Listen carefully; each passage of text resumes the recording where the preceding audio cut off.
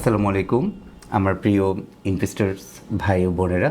আমি আজকে যে বিষয়টি নিয়ে আলোচনা করব সেটা হচ্ছে ফরেনার যারা আছেন ইনভেস্টররা তারা বাংলাদেশে কিভাবে একটি ব্রাঞ্চ কোম্পানি নিবন্ধন করতে পারেন বা ব্রাঞ্চ কোম্পানি রেজিস্ট্রেশন করতে পারেন। আপনারা সেই বিষয় নিয়ে আজকে আলোচনা করব। আমি Naimat Mirza, founder and CEO of Mirza associates and consultancy firm. Last দুটো এপিসোডে দুটো ভিডিও ক্লিপসে আমি আপনাদেরকে কিছু ডিসক্রাইব করেছিলাম যে একজন ফরেনার বাংলাদেশে ট্রেডিং কনসার্ন হিসাবে কি ট্রেডিং কোম্পানি বা ট্রেডিং কনসার্ন নিয়ে তারা কাজ করতে পারে ফরেনাররা স্পেশালি। তো আপনাদেরকে বলা হয়েছিল যে একজন ফরেনার বাংলাদেশে তিনটা ট্রেডিং কনসার্ন নিয়ে কাজ করতে পারে। একটা হচ্ছে জেনারেল ট্রেডিং কনসার্ন অর্থাৎ general trading company, limited company, দ্বিতীয়টা হচ্ছে যে liaison company in Bangladesh through by BIDA. So বিদার মাধ্যমে যে লিয়াজো কোম্পানিটা করা হয়। থার্ড ওয়ান হচ্ছে ব্রাঞ্চ কোম্পানি বাই বিদা। কীভাবে বিদার মাধ্যমে একটি ব্রাঞ্চ কোম্পানি একজন ফরেনার বা ফরেন ইনভেস্টররা নিবন্ধন করতে পারে সেই বিষয় নিয়ে আজকের আলোচনা। সো তাহলে শুরু করছি আজকে বিস্তারিত আলোচনা।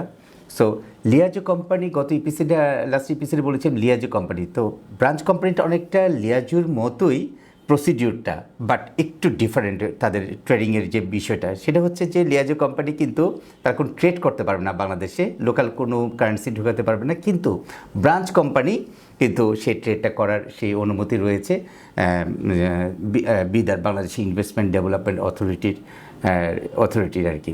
নতুন যে রুলস অ্যান্ড রেগুলেশন হয়েছে বিদার, সেই রুলস এবং রেগুলেশন অনুসারে একটি ব্রাঞ্চ কোম্পানি বাংলাদেশে কীভাবে নিবন্ধন করতে পারে বিদার আন্ডারে সেই বিষয় নিয়ে আমি বিস্তারিত এখনই আলোচনা করছি।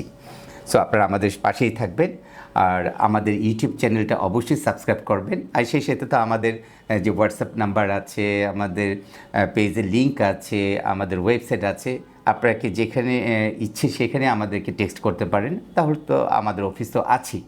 তাহলে শুরু করছি আজকের আলোচনা। একটি ব্রাঞ্চ কোম্পানি কীভাবে একজন ফরেনার বাংলাদেশে নিবন্ধন করতে পারবে বিদার আন্ডারে। সো সে অবশ্যই ব্রাঞ্চ কোম্পানির একটি কোম্পানি অবশ্যই তার যে নেটিভ কান্ট্রি সেই নেটিভ কান্ট্রিতে থাকতেই হবে সেম নামে। সো সেম নামে সমস্ত ডকুমেন্টেশনগুলি নিয়ে তাদের যত মেমোরেন্ডাম আর্টিকেলস অফ অ্যাসোসিয়েশন আছে, বোর্ড রেজুলেশন আছে এবং কোম্পানির যত ডকুমেন্টেশন আছে সমস্ত কিছু, এবং তাদের যে লাস্ট ইয়ার অডিট আছে সেগুলি সহকারে, এবং যদি তাদের নেটিভ ল্যাঙ্গুয়েজে থাকে তাহলে এটা ট্রান্সলেট করে নিতে হবে, আর যদি ইংলিশে থাকে তাহলে আর প্রয়োজন নেই। তো প্রথমে তাদের লোকাল যে গভর্নমেন্ট আছে তাদের দ্বারা এটা অ্যাটেস্টেড করে নিতে হবে। নেওয়ার পরে আমাদের যে বাংলাদেশে যে মিশন বা হাই কমিশন অফিস আছে সেখানে গিয়ে সমস্ত তাদের এই ডকুমেন্টসগুলোকে কিন্তু অ্যাটেস্টেড করতে হবে। আর একটা কথা ভুললে কিন্তু হবে না, তাদের বোর্ড রেজুলেশনে কিন্তু অবশ্যই জন্য লেখা থাকে যে বাংলাদেশে ব্রাঞ্চ ম্যানেজার কে হচ্ছেন, এবং সেটা কিন্তু অবশ্যই ইন্ডিকেট থাকতে হবে তাদের যে কনসার্ন যে বোর্ড রেজুলেশন আছে। সো অ্যাকর্ডিংলি যখন সেই ডকুমেন্টসগুলো বাংলাদেশে চলে আসবে তারপর তাদের সমস্ত ডকুমেন্টসের একটা কপি সেট তারা কয়েকটা সেট করবে, তার মধ্যে একটা সেট ব্যাংকে দিবে, মাস্ট অরিজিনাল একটা সেট দিবে, দিয়ে একটা প্রপোজড ব্যাংক অ্যাকাউন্ট করবে। কী কারণে? প্রপোজড ব্যাংক অ্যাকাউন্টের মাধ্যমে যখন তাদের ইউএস ডলারটা আসবে, লিয়াজো কোম্পানি আবার ব্রাঞ্চ কোম্পানির ক্ষেত্রে কিন্তু $50,000 কিন্তু বাংলাদেশে ফার্স্ট রেমিটেন্সটা আনতে হয়, সেটা জানেন। কী কারণে? অ্যাটলিস্ট তারা চিন্তা করে যে 6 মান্থস যে তাদের যে একটা এক্সপেন্ডিচার আছে, তাদের যে অপারেটিং এক্সপেন্ডিচার সেগুলো যেন মিট আপ করার ক্যাপাবিলিটি থাকে লিয়াজো কোম্পানির ব্রাঞ্চ কোম্পানি। সো এটাকে দুইটা কিন্তু অনেকটা একই রকম, বাট ডিফারেন্ট একটু ক্যাটাগরি আছে।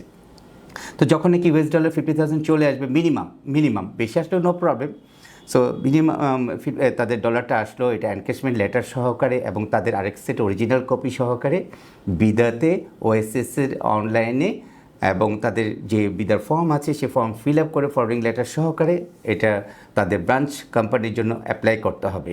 তো অ্যাপ্লাই করার পর তাদের হয়তো দেখা যাচ্ছে 15 দিন 20 দিন হোয়াট এভার যে ওয়ার্কিং ডেজে লাগুক, তাদের প্রপার ওয়েতে বিদা যখন অ্যাপ্রুভ করবে তখন তাদের নির্দিষ্ট পরিমাণ ফি দিয়ে সে বিদার রেজিস্ট্রেশনটা ব্রাঞ্চ অফিস রেজিস্ট্রেশনটাকে তারা কালেক্ট করে নেবে।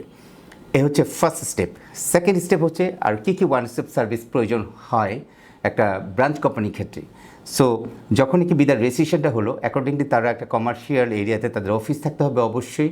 সে অফিসের অ্যাড্রেস দিয়ে তারা ট্রেড লাইসেন্স করবে, তারা কোম্পানির ট্যাক্স রেজিস্ট্রেশন করবে অর্থাৎ 18 করবে, তারা বিন করবে বা ভ্যাট রেজিস্ট্রেশন করবে, তারা একটা কনসার্ন চেম্বার্স অফ কমার্স থেকে একটা সার্টিফিকেট নেবে চেম্বার্সের।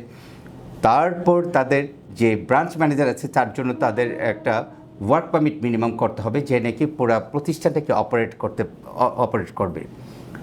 তারপর তাদের যদি প্রয়োজন হয়, তারা যদি মনে করে IRC ERC করবে, এক্সপোর্ট ইম্পোর্ট লাইসেন্স করবে, তখন কিন্তু তারা সেগুলোও করতে পারে ব্রাঞ্চ কোম্পানির ক্ষেত্রে। লিয়াজো কোম্পানির ক্ষেত্রে কিন্তু এইটা অ্যালাউড না, বাট ব্রাঞ্চ কোম্পানির ক্ষেত্রে কিন্তু বিডিটি অ্যামাউন্ট কিন্তু ট্রানজেকশনটা অ্যালাউড ব্যাংকে, কারণ এখানে তারা ট্রেড করতে পারবে, সে পারমিশন আছে বিডার। সো অ্যাকর্ডিংলি সমস্ত কাগজপত্র যখন হয়ে গেল, সো তখন কিন্তু সাথে সাথে কাগজগুলি পেয়ে তারা কিন্তু 18B, বাংলাদেশ ব্যাংকের একটা সার্কুলার আছে 18B, যারা নাকি লিয়াজো কোম্পানি আর ব্রাঞ্চ কোম্পানি করে 18Bর জন্য অ্যাপ্লাই করতে হবে তাদের কনসার্ন ব্যাংকের মাধ্যমে। ওয়ান স্টপ সার্ভিসগুলিকে এক নাগারে আবারও বলে দিচ্ছি। প্রথম কথা হচ্ছে তাদের সমস্ত ডকুমেন্টসগুলি অ্যাটাস্টেড করতে হবে তাদের কান্ট্রি থেকে এবং ট্রান্সলেটের মাধ্যমে, ইংলিশে ট্রান্সলেটের মাধ্যমে, এবং আমাদের হাই কমিশন অফিস থেকে অ্যাটাস্টেড করতে হবে। দ্বিতীয় কথা হচ্ছে একটা প্রপোজড অ্যাকাউন্ট ব্যাঙ্ক অ্যাকাউন্ট করতে হবে বাংলাদেশে একটা কনসার্ন ব্যাংক থেকে, যারা নাকি US ডলার বা FDI রিসিভ করার জন্য পারমিটেড। তারপর সমস্ত ডকুমেন্টস নিয়ে এনক্যাশমেন্ট সার্টিফিকেট নিয়ে বিদায় থেকে অ্যাপ্লাই করতে হবে ব্রাঞ্চ অফিসের জন্য রেজিস্ট্রেশনের জন্য। অ্যাকর্ডিংলি অ্যাপ্রুভাল পাওয়ার পর তারপর তাদের যে বাকি যে ওয়ান স্টপ সার্ভিসগুলো আছে, যে সেটা হচ্ছে ট্রেড লাইসেন্স, কোম্পানি 18 বা ট্যাক্স রেজিস্ট্রেশন বা বিন, কোম্পানি বিন বা ভ্যাট রেজিস্ট্রেশন। তারপরে আছে হচ্ছে আপনার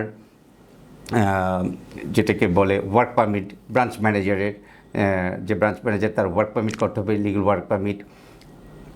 তারপর তাদের প্রয়োজন হবে যদি IRC এবং ERC প্রয়োজন হয় এগুলো। সো আজকে আমরা এই বিস্তারিত আলোচনা করলাম সংক্ষিপ্ত সময়, আশা রেখে আপনাদের ভালো লেগেছে বা ভালো লাগবে। আমাদের যদি ভালো লেগেই থাকে আমাদের চ্যানেলটি সাবস্ক্রাইব করবেন, এবং কোনো এনি ইনফরমেশনের জন্য, ফার্দার এনি ইনফরমেশনের জন্য আপনারা আমাদেরকে হোয়াটসঅ্যাপে নক করতে পারেন, হোয়াটসঅ্যাপ নাম্বার দেওয়া আছে, সেই সাথে আমাদের পেজের লিঙ্ক দেওয়া আছে, আমাদের টেক্সট করবেন আমাদের পেজ থেকে, আমাদের ওয়েবসাইট ভিজিট করবেন, ইফ এনি রিগার্ড যেভাবে হোক। আর আমাদের চ্যানেল তো আছেই, এবং সেই সাথে আপনাদেরকে আমন্ত্রণ জানাচ্ছি আমাদের অফিস ভিজিট করার জন্য। যদি কোনো ওয়ান স্টপ সার্ভিসের প্রয়োজন হয়, then we are ready to support to you. So you are most welcome, have a cup of coffee with us, so any time. So until that, take care, ভালো থাকবেন, সুস্থ থাকবেন। আবারও নতুন কোনো ভিডিও ক্লিপস নিয়ে এবং ওয়ান স্টপ সার্ভিস নিয়ে আমরা আপনার সামনে হাজির হব। সো ভালো থাকবেন, সুস্থ থাকবেন। আসসালামু আলাইকুম ওয়া রাহমাতুল্লাহি ওয়া বারাকাতুহু।